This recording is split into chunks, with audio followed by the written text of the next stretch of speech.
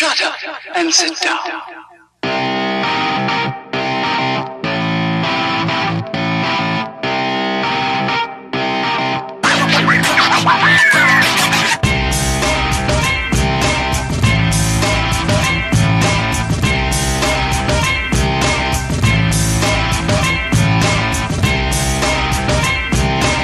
What's the story, Internet? Shut up and sit down. What's the story, Internet? Hope you're all having a wonderful day. I am back with my preview for the midweek matches. So we've got a couple of Champions League matches, we've got some Europa League matches, and we have a Premier League match and a La Liga match. So let's start with the Premier League one. So the midweek Premier League match this week is Manchester City versus Southampton. Southampton did finally get their win after going on such a long streak of losses, all the way from January the 4th when they beat Liverpool. And Manchester City will be looking to bounce back after their defeat in the Manchester derby. Now, as a Manchester United fan, I will be hoping that that will be the catalyst that sends them down so that other teams can catch up, such as Manchester United. But I think that Manchester City are just going to be too strong for Southampton, unless Southampton can use that win as their own catalyst to beat Manchester City. So we'll have to see. As I mentioned, that is on Wednesday. Let me just see which channel that is on for you. That is going to be on NBCSN. So if you wanted to watch that, keep an eye on it. Moving on to the La Liga match that I mentioned, Atletico Madrid versus Athletic Bilbao.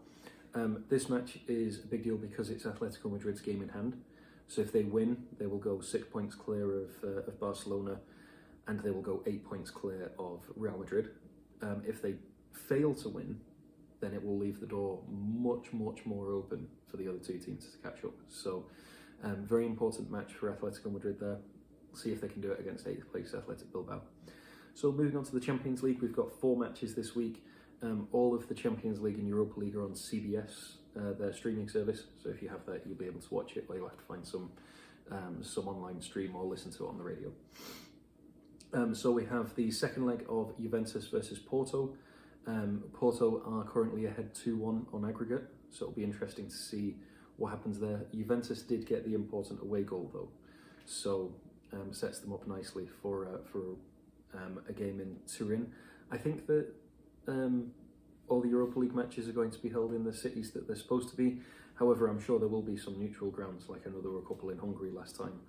Manchester United's Europa League was in Turin, so we'll see what happens there. But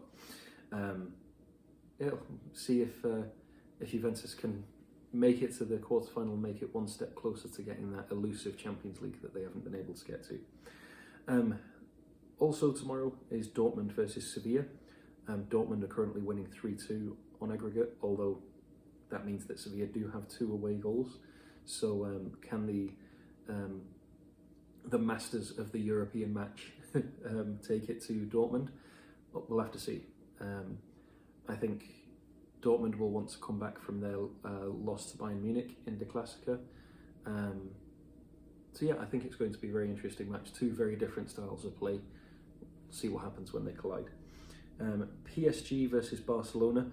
PSG are 4-1 up on aggregate. But we remember what happened last time when it ended 6-4. So PSG won't be taking any chances. I can see them going all out for this one, and I think that they are ultimately probably going to win this. I don't think it's going to be a whitewash. I think that Barcelona are going to come out swinging. But I think that PSG are going to ultimately win. They might not win on the day, but they'll ultimately win the tie and progress in the match. So we'll have to see what happens there. And then the final Champions League one is Liverpool versus Red Bull Leipzig. Liverpool are currently winning 2-0 on aggregate, 2 away goals. Leipzig have looked very strong, whereas Liverpool have not, although the arena that Liverpool seem to be doing well in is in Europe. So we'll have to see if they can keep that momentum going, see if they pull the victory out against the Germans at Anfield.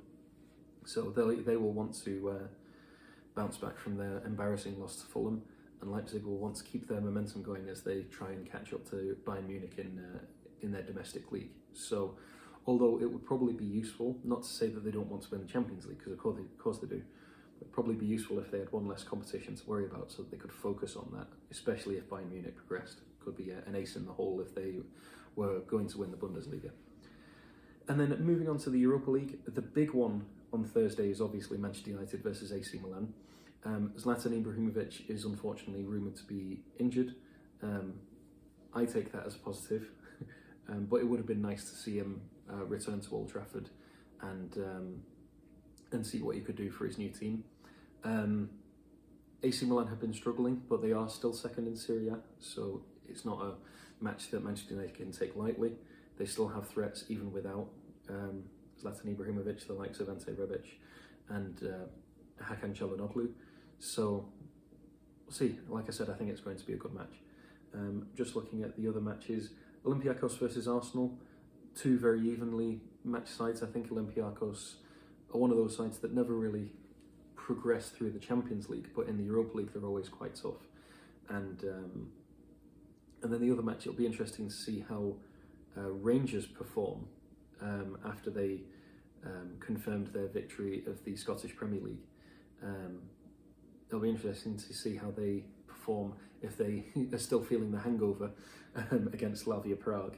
And then finally we've got Tottenham versus Dinamo Zagreb and Roma versus Shakhtar Donetsk. Still some good sides in the Europa League. Roma, Tottenham, Arsenal, Ajax, Rangers, Manchester United, AC Milan.